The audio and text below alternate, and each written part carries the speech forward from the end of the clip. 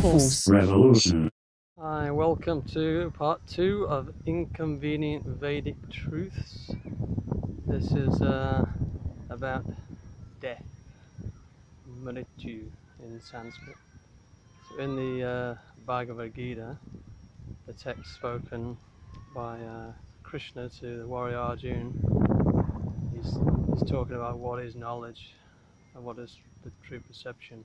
Some of the knowledge, and one of those is Jam Mrityu Jaravyadi Dukkha Doshano Darshanam. So to actually witness the fault of birth, death, old age and disease. So every living being takes birth, grows, maintains for some time, produces byproducts in the form of children, etc., dwindles and vanishes, and then there's also rebirth, because the soul or the atma or consciousness, whatever you want to, how you want to understand it, but the actual living force within the body is staying the same throughout the body, changes of the body. So similar at the time of death. And then the verse is there that just as you discard old clothes and put on new ones, so the atma or the self takes on new material bodies, discarding the old and useless ones. So it's a cycle. Samsara, Mrityu Samsara Sagara, ocean cycle of death, birth and death. So of course this is an inconvenient truth for most of us that have grown up not having this knowledge, just going through the standard sort of Western schooling system, where I don't ever remember being thinking about death. It's not mentioned, and then of course it's just not mentioned in the culture generally, or if it is, it's something that happens to everybody else. The classic thing is people thinking, oh yeah, that won't happen to me. You'll see tragedy all around you, accidents, and then old age people, diseased people, people dying, and people have died. But we seem to think that it's not going to happen to us. What could be the greatest, what's the most amazing thing? This was also stated in the Vedas. What's the most incredible thing? That at every moment living entities are going towards death and dying. Yet every person thinks or acts like as if they're going to live forever. You know, we don't plan. We're not acting as if we're going to die. We're acting actually as if we're always going to live forever. That's why we accumulate money and we buy things, and we have a house and everything, and we're living as if we're going to live forever. Someone may object and say, no, of course I know I'm going to die, that's obvious, but we don't act like that the way we're living, because we're not actually thinking about that. We're trying to distract ourselves the whole time, because we don't really know what else to do. If we haven't got any knowledge of actually what really death is and what the purpose of life is, apart from just to try and enjoy the bodily senses as much as you can until the body dwindles and you die, well, that's a pretty futile civilization, isn't it? But when you've got the knowledge that you are a soul that's traveling through material body, then the question arises, well, where does that soul originate? Where should it really be living? If it's going through different changes but it's staying the same, then, well, it must be eternal then. So the philosophy of the Vedas is that we are eternal souls, Jiva Atma, and we're part of the Supreme Soul. So that is Bhagavan, Sri Krishna. And that's also a person, just like we are people. The source is a person also. That's another inconvenient truth for spiritual seekers. They may just think it's a bright white light, that you leave the body and your effulgent soul or consciousness is going to merge into a white light. Now that is a type of liberation, but someone not knowing anything more than that, why would we want to give up all the things that we like to do? We have senses, so we have eyes, we have a nose, ears, mouth, then we have skin to feel, and then we've got active senses like the arms and the legs, genitals, So we've got all these senses and we've got a mind, and so we're active in enjoying these, and then we're also enjoying the relationship with other people. So anyone here wants to give all that up and just float in a white light for eternity? I don't, sorry. That's not a very good proposal. So the problem is that we have a material body which is subject to birth and death, old age and disease. But the problem is that that's the body itself is the problem. The material body is subject to that because it's made of material nature, made of the elements: earth, water, fire, ether, mind, intelligence, false ego. That's in the Gita also. So you can analyze all the different elements, but they're all material elements, either gross material or gradually getting more subtle. Like everyone knows we've got a mind and intelligence and a sense of self, but that's much more subtle. It can't be perceived. I mean, even you can't see the air or the ether or the space that everything's containing. You can't necessarily see that, but you know, you can, by inference, you can understand it understands. I can feel the wind today. I can't see the wind.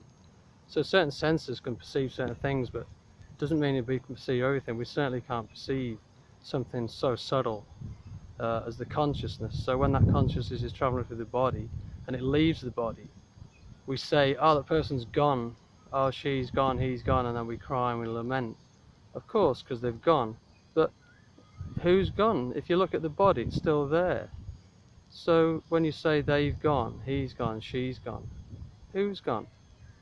So clearly that shows that what the person that you were loving had a relationship with, when they're in the body, they're no longer there. So that there's a difference between the actual person and the body. If you've ever seen a dead body, you can see it's like an empty shell. There is something missing. You look into the eyes of a dead body, look into the eyes of a living person, there's some kind of spark of life. So all these things are not taught in Western education. The scientists are always trying to fumble around and sort of figure out the source of consciousness, as if consciousness is just a product of matter, but they've never been able to do it. It's always, oh, in the future we'll do it, in the future we'll create life. But meanwhile, they're also subject to old age, disease, death. So the knowledge of the Vedas teaches us that no, the whole purpose of human life is to inquire who we are, what the purpose is, and what the goal is to go. So the goal is to go back to the transcendental realm of the soul, which is eternal, full of knowledge, full of bliss, Satchidananda. But we also have a form. It's not just a white light, Satchidananda Vigraha. So we have a form like God, Krishna, Rama, whatever name you want to call him. It has a form, unlimited forms actually. But we also have a form. Upon liberation, we don't have to give up the form. That particular kind of liberation is very low level or insignificant. Brahma Sayuja or Kaivalya. So that's actually hellish for someone who doesn't want to extinguish their personal existence. So devotees, people on the path back to yoga, Krishna consciousness, they're not afraid of death because they're facing it every moment, and the whole purpose of life is gradually steered towards that goal. So death is just leaving this particular body and you're going to attain the destination that you're desirous of. It states that whatever state of mind in you at the time of death, you'll attain that state without fail in the next birth. So yeah, whatever we're trying to do, just like today, if I think, okay, like I've got a desire, I want to go to the shops and buy something, then later on in the day you find yourself down the shops buying it. So first it starts as a desire in the mind, and then you take yourself there. So it's the same, the time of death, all the thoughts and desires all accumulate, and then if you've got the desire to do anything on the material platform, then again you get a chance again. Like, why are we here? It's just simple. We asked to be here, we don't remember, but by our desires previously in a previous body, then we chose this particular thing because we had to carry on doing whatever it was we're doing. But whatever we want to do, then we're still subject to old age, disease and death. So the real thing is to solve this solution, this problem. There's all sorts of problems we're trying to solve, like economic problems, political, and that's okay. We can try and make a better world. But ultimately, if you don't solve the problems of birth, death, old age and disease, then all the other problems are fairly insignificant compared to those. Nobody wants to die, nobody wants to get old, no one wants disease.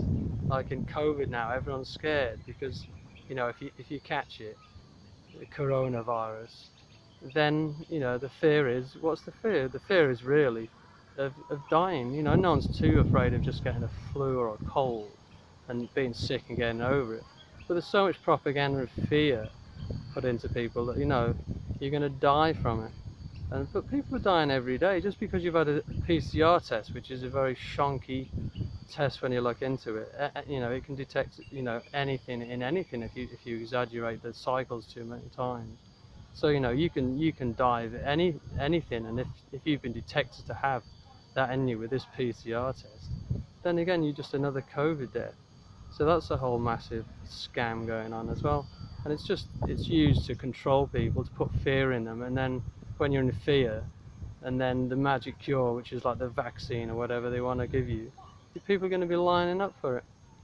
But is that gonna even if you take that, even if it was successful, which I don't think it's going to make any difference, it's going to make a lot of money for a lot of people. Even if it does, is it going to stop you from dying? No. Is it going to extend your life? No. It's not going to extend your life beyond what you've got anyway. You may think, oh well, I don't want to die now, but you're just putting off the inevitable. Rather than facing death and figuring out what it is we're supposed to be doing and getting an understanding. And this is what the Vedic knowledge is for. The wisdom in the Vedas is really all about that. It contains all sorts of knowledge, but the culmination of it all, especially what's spoken in Bhagavad-gita, is very condensed, and it really comes down to this, that if we don't engage in the process, it's a process of connecting back to the Godhead, to Krishna, ultimately through Bhakti Yoga, different kinds of yoga processes, but ultimately connecting through service and love, then that is going to take us out of this cycle. Otherwise, there's no other way. We're not going to be able to get out of this cycle, because we create the cycle by our desire. Whatever we're doing, our activities to continue, they're going to continue the cycle. So can't really blame anyone, but in a sense the soul has fallen into this thing because it's desirous. We're sort of desiring to be like God, to be like the controller and the enjoyer, but we don't know. We're looking for pleasure, but we don't know the platform of pleasure to look on. If we get spiritual pleasure, only then can we give up the material pleasures. We can't just simply become a void, as if you can just make your mind and your desires void by sitting in meditation. For how long are you going to do that? So no, we have to redirect our desires, spiritualize your desires, and that directs you back to the spiritual kingdom.